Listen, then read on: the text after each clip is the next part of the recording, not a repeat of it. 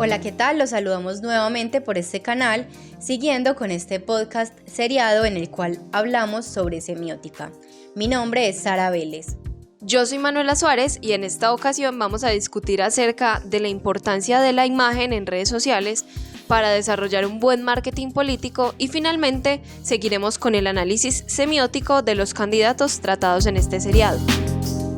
En la actualidad, las imágenes juegan un papel fundamental en nuestra toma de decisiones diarias. Cuando se utilizan imágenes poderosas que cuentan una historia, el mensaje de la marca se convierte en algo que las personas pueden identificar y recordar.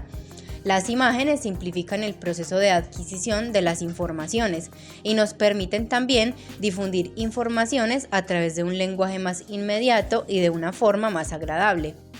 La imagen política también se ha convertido en una amalgama compleja que va más allá de una simple estrategia de comunicación y que exige pensar en términos de una política de la imagen o una opinión pública política de la cual dependerá la legitimidad y el futuro de un candidato, un partido, una institución e incluso de un país.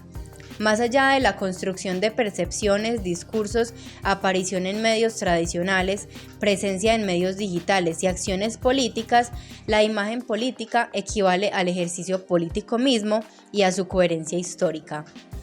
Así es, Sara. Ahora la aparición de las redes sociales como herramienta electoral se remonta a la campaña presidencial de 2008 en Estados Unidos. Justo la campaña de Obama adoptó con gran habilidad el nuevo medio para movilizar a los jóvenes partidarios y recaudar pequeñas contribuciones. Desde entonces, los políticos de los países en desarrollo también han empezado a aprovechar el poder de este nuevo modo de participación pública y hoy en América Latina, la mayoría de los políticos del ámbito nacional alimentan sus cuentas de redes sociales a diario. El marketing político es entendido entonces como un sistema compuesto por métodos, técnicas y prácticas que pretenden estrechar la relación entre un electorado y un candidato, un gobierno, un partido o un grupo político. Da herramientas precisamente para ello, siendo necesario además plantearlo como un proceso estratégico a largo plazo que parte del conocimiento de la sociedad y sus problemas para plantear propuestas e iniciativas encaminadas a solucionarlos, tomando esto como base en un estudio objetivo y justificado de la realidad social. Ahora, teniendo en cuenta las definiciones y conceptualizaciones que hemos venido realizando en los episodios anteriores, vamos a conversar un poco acerca de los aspectos negativos y positivos que logramos evidenciar en este análisis de redes sociales a los candidatos políticos. Listo, Sara. Entonces, para comenzar, por ejemplo, con el análisis de Fabio Amin, me gustaría mencionar primero los aspectos positivos, puesto que siento que debemos ahondar un poco más en los aspectos que tal vez encontramos más negativos. Entonces, por ejemplo, en los positivos pude encontrar que su discurso está mayoritariamente basado en argumentos válidos, que le dan credibilidad a lo que está diciendo y también que suele ser muy concreto en cuanto a lo que quiere decir, a pesar de que sigue siendo simple en la mayoría de sus discursos. Sin embargo, siempre fue directo a lo que quería dar sin espacio a redundancias o a repetir cosas que tal vez no eran las necesarias. También, Manuela, logré encontrar un aspecto positivo en una publicación y es que en esta el candidato Santiago utiliza un lenguaje cercano que es muy contundente frente a una realidad política en el país, pues a la que muestra una posición de inconformidad y lo muestra con una forma de decirlo muy directa y muy contundente hacia lo que quiere decir y hacia lo que piensa acerca de la politiquería, que es pues como el tema al que se está refiriendo en este momento. Ahora, para analizar lo que pudimos observar respecto a los aspectos negativos,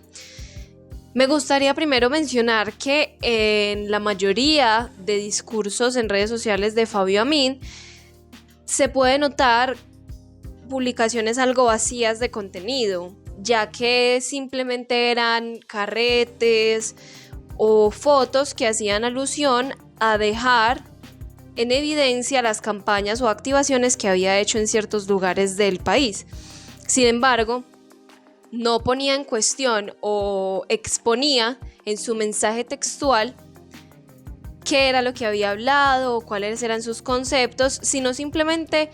fotos que quería plasmar como recuerdos, por así decirlo. Entonces se convirtieron en fotos muy simples que no generaban muchas conclusiones respecto a su candidatura o su campaña y por ende tendían a ser publicaciones carentes de contenido.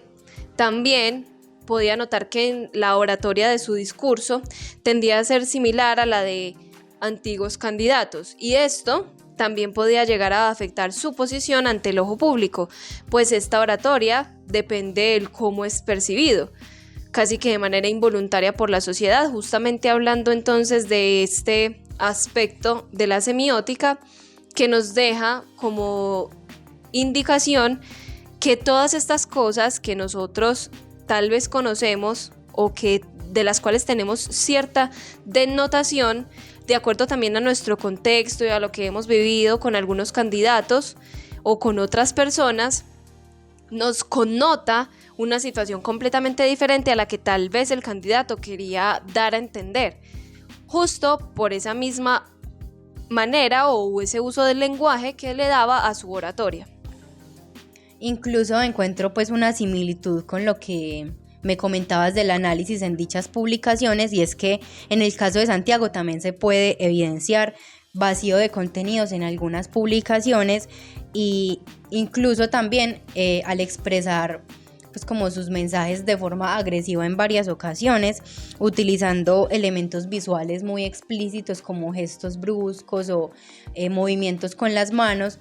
refiriéndose como a diferentes problemáticas sociales o situaciones políticas con las que no se encuentra de acuerdo. Entonces serían como estos aspectos a resaltar, en los que también se encuentra pues como esta similitud de vacío de contenidos y la forma en como la que expresa sus inconformidades. Digamos que esto le podría quitar objetividad y transparencia a sus contenidos.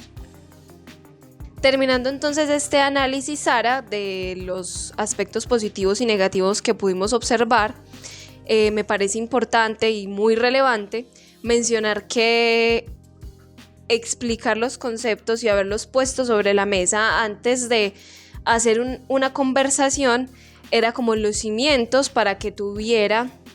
coherencia este análisis que ya pudimos realizar respecto a la observación, teniendo en cuenta también